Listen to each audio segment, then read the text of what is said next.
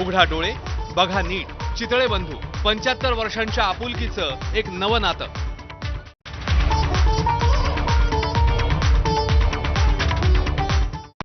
Headlines brought to you by Chitale बंधू.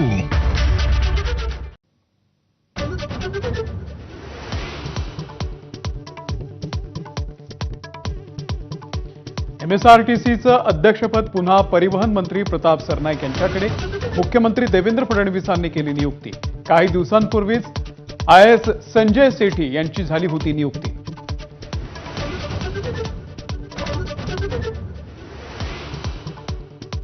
संतोष देशमुख हत्या प्रकरणामध्ये 5 गोपनीय साक्षीदारांचे जबाब. हत्येच्या कटाविषयी विस्तृत माहिती उघड. कराड, चाटे, घुले टोळीचा फास आवळण्यासाठी गोपनीय साक्षीदारांची मदत.